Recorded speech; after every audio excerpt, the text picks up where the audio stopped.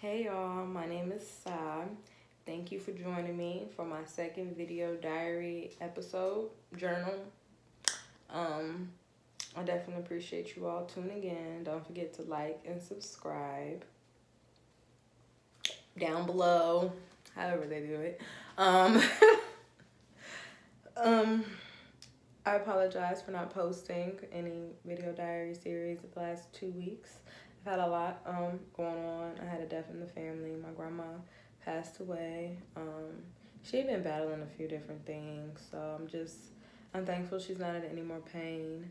But that's what has been going on the last 2 weeks. Thursday before last is when she passed, and we buried her last week. So that's just been a lot mentally to process because it happened very quickly, even though she was dealing with different health ailments, which we all are, in my opinion. Her passing was definitely unexpected. It was a shock. It was not something that any of us really anticipated happening right now.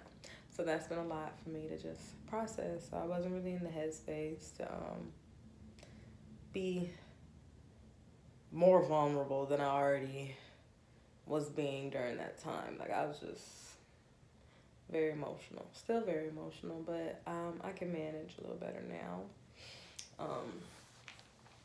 So that's generally what's been going on the last 2 weeks. It's just been a process, recognizing how fake family can be, coming out the woodwork, trying to act like we all cool because grandma passed, and it's like, I don't like fake shit, so it just don't work well with me.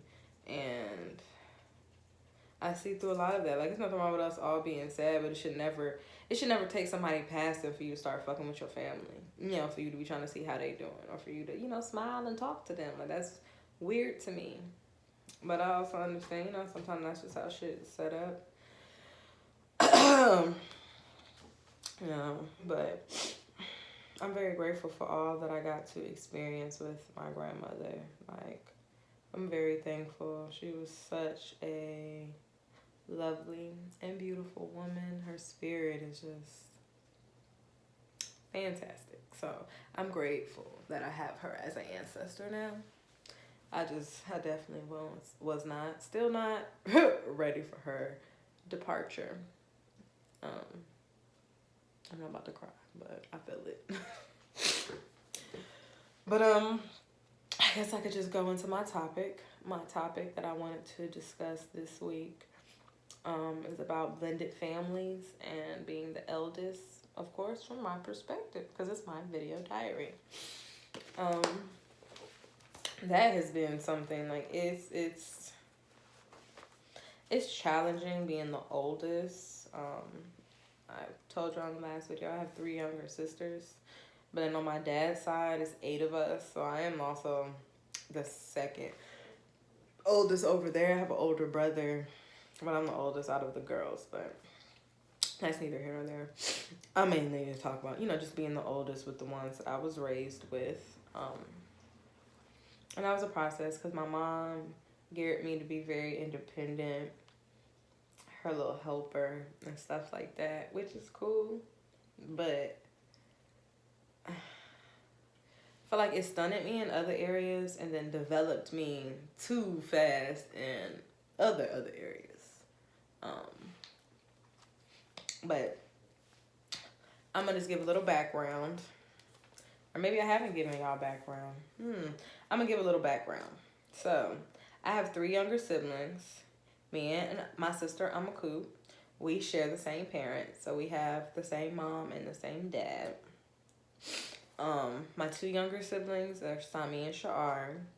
We all have different fathers. Sami and Sha'ar also have a different dad. I'm 25. Amaku's 22. Sami just turned 18 in November, and Sha'ar will be 13 in January.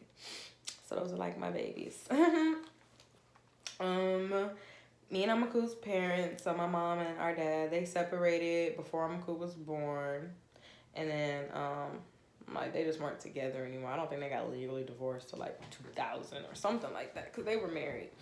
But, and then Sami, she was born in 2002. And then Sha'ar was born in 2008. my mom got remarried to Sha'ar's dad in 2007. I was 12, I believe. That was an experience, which I may say for another day. I don't know. I'll probably get into all of that within this too, because I feel like how they went about the whole courting process between my mom and her husband, I just feel like they didn't take the kids into consideration. And we've talked about it, and they said they didn't take us into consideration. They were being very selfish. They were worried about themselves, and that definitely reflected with a lot of the different things that continue to take place. The domino effect.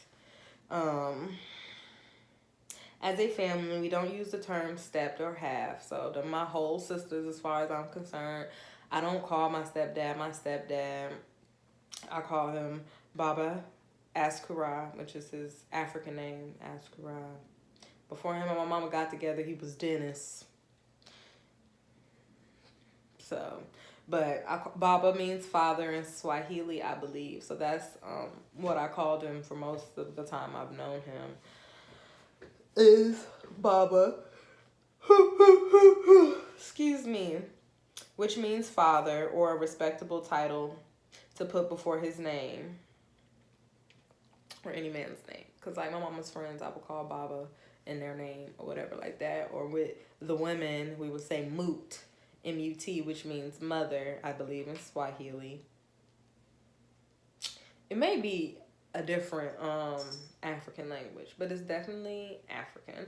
And it's something I've grown up saying because my mom has studied African spirituality most of my life, and African culture and stuff like that. So, like my name, it's Egyptian. It's Kemetic. Saket Rama'at means a female who follows the sage achieves a perfectly balanced life force. So, Amaku Ma'ati, Samika bin Ma'at, and SaHSassy Haru. We all have, clearly the last two, their names longer than me and Amaku's, but we all have a meaning of our names, and that was, given to us to help us on our path here. But I digress. Let me get back on topic of blended families. I wrote me some notes in my journal. Okay, so it took me a while to call him dad, which is something I've kind of been trying to break away from lately. Me and this man have had a very rocky relationship. Very rocky, to say the least. I'm being nice saying rocky. But it's been rocky, and I just feel like he doesn't really deserve the title dad. Like, I don't even like calling my biological father dad. Like, I really want to call that nigga by his government name, because I feel like, whether you helped make somebody or even helped raise them, that does not automatically mean you owed a certain amount of respect, especially if you don't be giving out a certain amount of respect. And that's just how I feel. Elder or not does not mean you're owed something. Everything has to be earned, in my opinion. But my mom used to try to make us call him dad. Like, there was a time that she said we couldn't come to her about anything. We had to go ask him, because they felt like we were trying to be manipulative, always going to her to ask stuff, which common sense will let parents know, like, they're used to talking to their mother. This is low-key some strange man. I'm not going to say a strange man, but how can you expect your daughters to get used to some, your new husband, and you have not guided them in the process? You haven't tried to build a bridge. He has not tried, he did not try to cultivate individual relationships with us. He just came in low-key trying to be the dictator, in my perception, in my opinion, and my mom, allowed it. He was in the military, in the Marine Corps, so I feel like in certain instances he was very strict, and my mom had, coming from being a single mother who homeschooled, she was strict in ways, but I guess it was hard for her to control us because it was 3 of us and 1 of her. So that was one reason why she wanted to snatch her up a man so she can reel in the daughters, because, we were going to be teenagers soon, and she just felt like we were going to be off the chain. I don't know. I feel like that's a lot of projecting. Like, But then again, I don't have kids, so some of that I won't even speak on right now. As y'all see, I'm working on my healing. It's a process.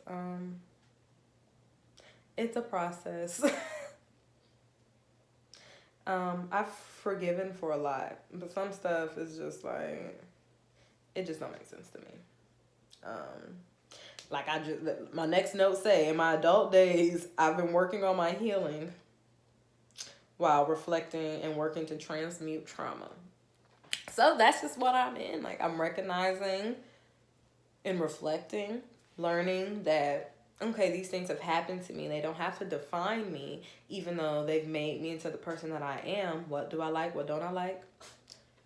The things I don't like, I can work to change. The things I do like, I can work to enhance. I do my best to not blame my parents for anything because we're all human. You know, parenting does not come with a rule book. But some of the things that definitely did take place were things that just should not have taken place. I'm going to just follow my notes though for a second. Okay. Okay, so I've been realizing a lot of pressure has been put on me. Assuming because I'm the eldest, I was expected to set the example, which is kind of hard to do when you're still learning in general as you're growing up. Of course, I feel like innately we all know what's right and wrong. But some of the responsibilities I feel like that were put on to me, these ain't my kids. So certain shit I should not be getting in trouble for if it wasn't done. Because you're the parent. So shouldn't you be making sure stuff is done? You know, that wasn't really the case. I had to make sure things were done or we all got in trouble. You know, and stuff like that. Which, you know, it teaches a certain amount of responsibility. But then, you know, in my adult days, I've realized how some of that, you know, can be a little hindersome when it's come to like my self-esteem and or me feeling the need to have to pick up the slack in any circumstance, so to speak. And that's just not healthy for me personally. Like, so I've been working to vocalize things more. Like, it's hard for me to ask for help because that was not something that I was raised to do. It's not something I've seen people do, like my mom, or, you know, I don't see people getting a lot of help. I've never been spoiled or anything like that, you know, so literally everything I've done, I've did it on my own. I've never had a spoon-fed life. I've never had anybody buy a car for me. Like, I've never had, you know, somebody just paying my bills. Like, no.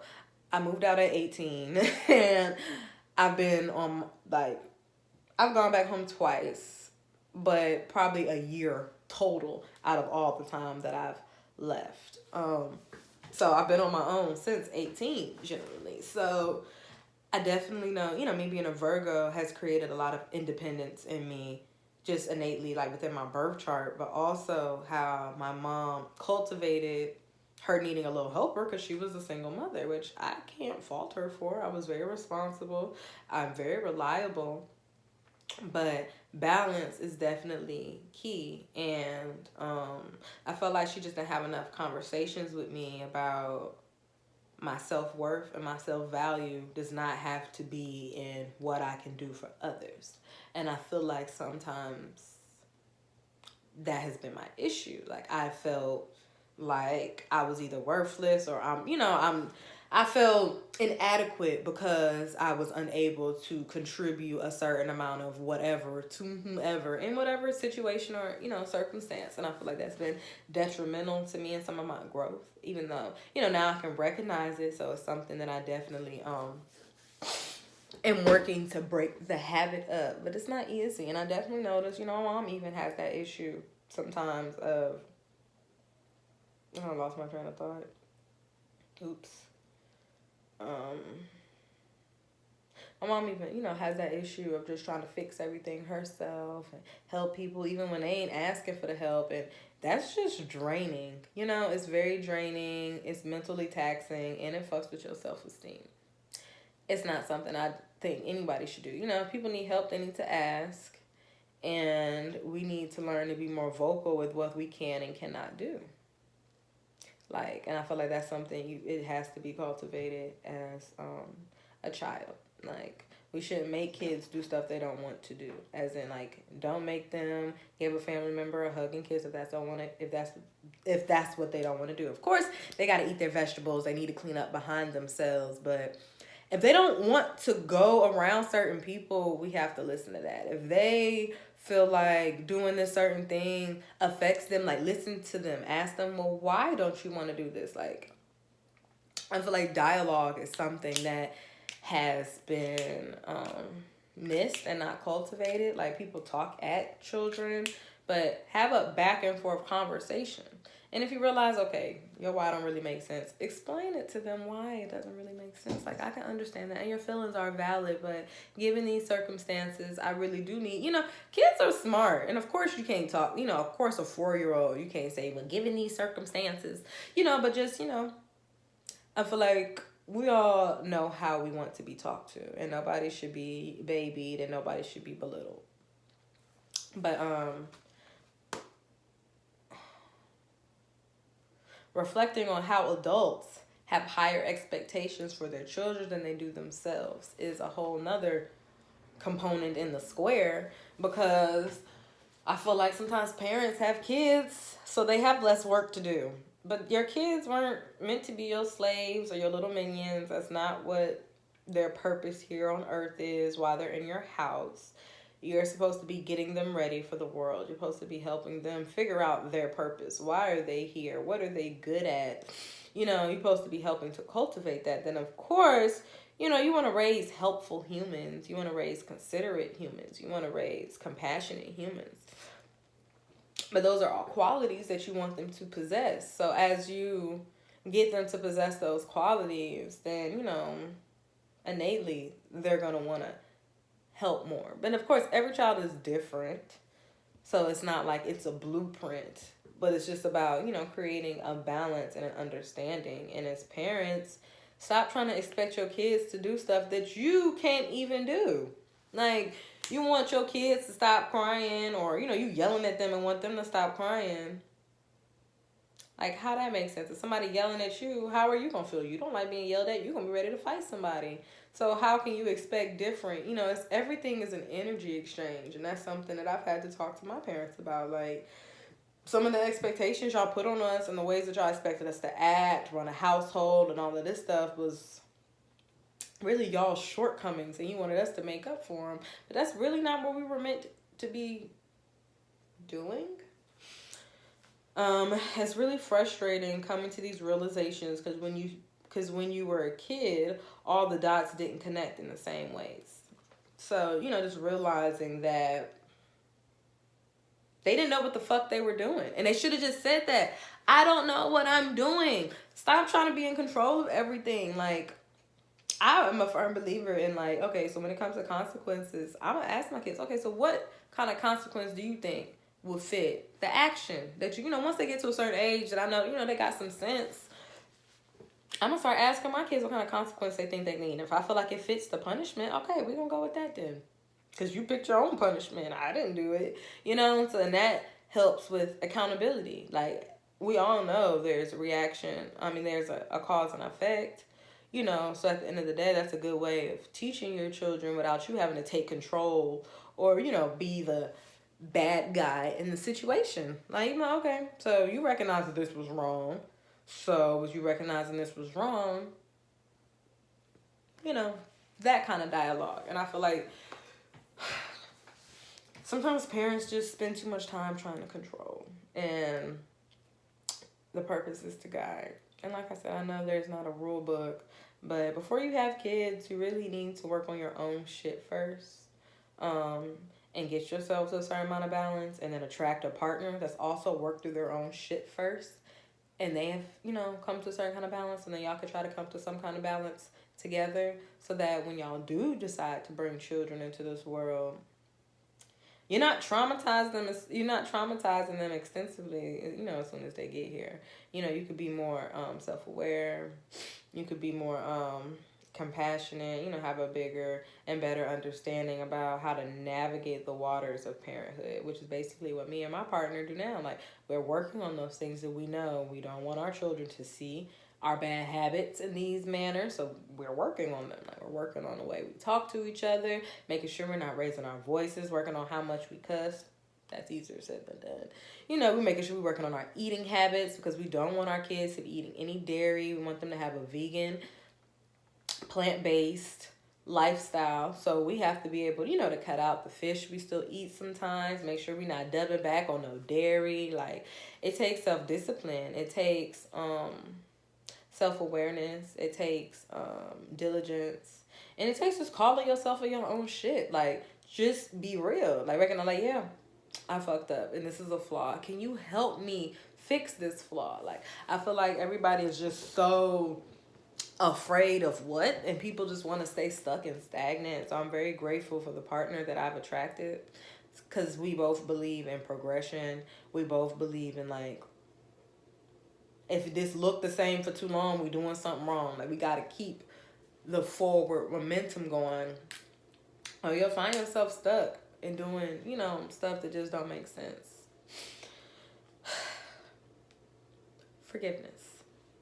Forgiveness comes in waves, because you'll forgive one thing, but then there's something else that needs some working on. So when it comes to my parents being the oldest, dealing with a blended family, like, to forgive my parents for their lack of understanding, their lack of care, because, they cared, but they selfishly cared. Like, to have children is to take yourself out of that shit. Like, what you want really don't matter no more. Everything you do has to be for the benefit of that child. How well you take care of yourself, you do that so you can make sure you take care of that child well, Like, that's why I ain't had no kids yet, because I understand how selfless you have to be. Of course, you still have to take care of yourself, but you're doing a lot of these things so that you can still be there and be that person for that child.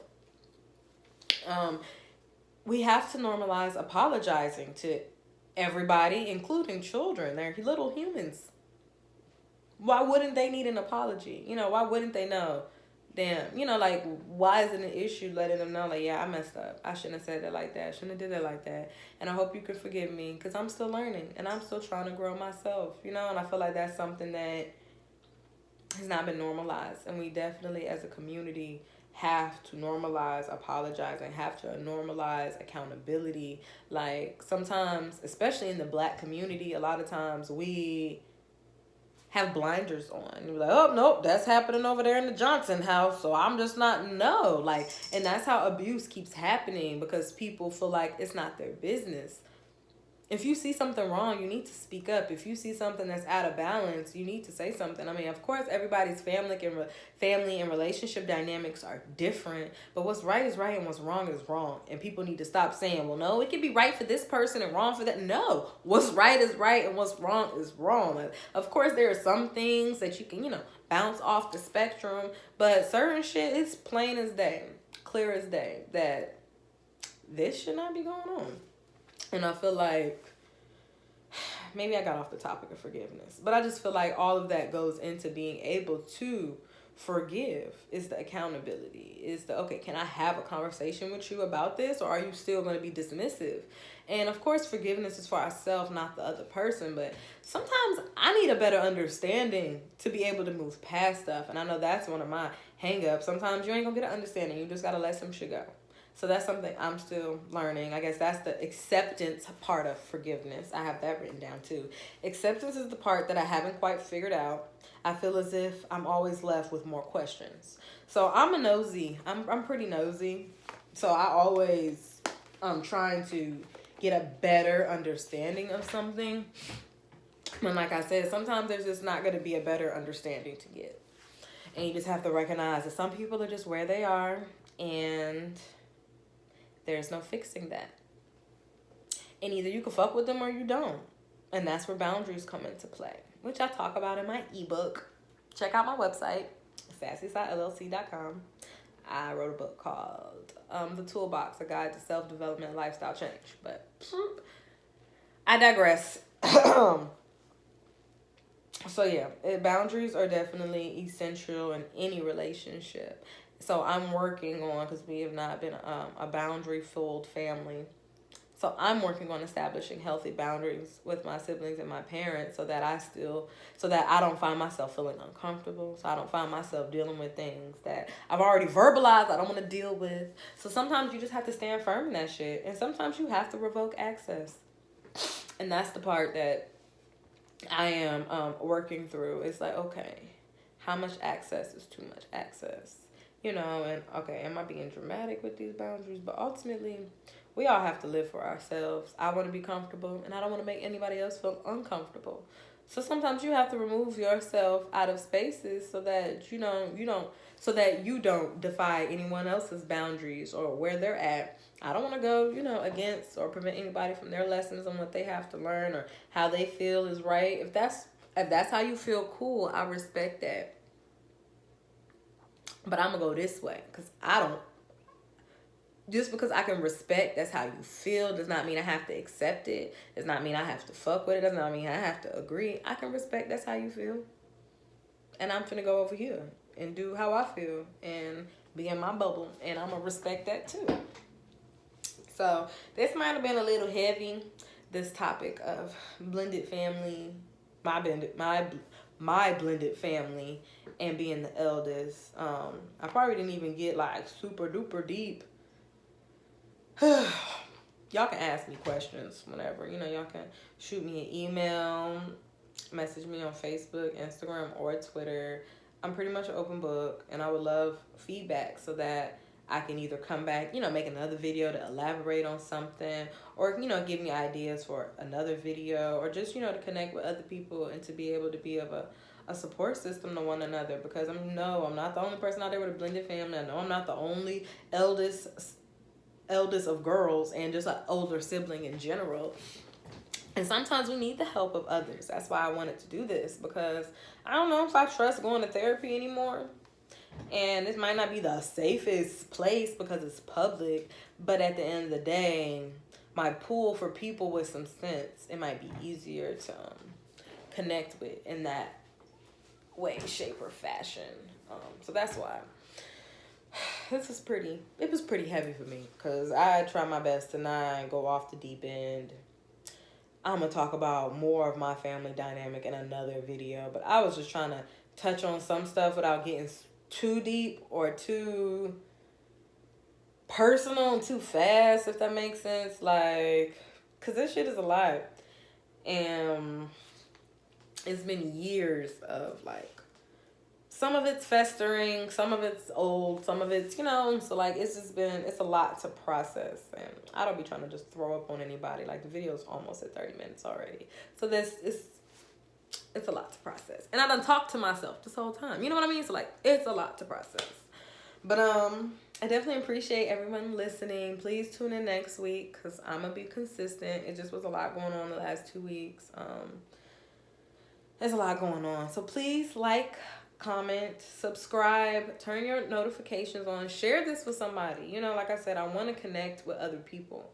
So please share this video and like and comment and subscribe so that I know that you're fucking with the content. And always you can hit me up, like I said, on my socials to let me know what other stuff y'all would like to hear about my life. If y'all have questions, maybe I could do like a Q&A. If people send me in questions, one of my videos could just me answering questions that people have sent in, which is fine by me. So thank you all for listening. I'm gonna put all my information in the description section, so make sure you check that out so y'all can follow me or hit me up, ask questions, contact me. You can check out my website on what all I do, business wise and stuff like that. Yeah, I really appreciate you all tuning in and listening to me talking about my family and my vulnerability levels. Is very appreciated.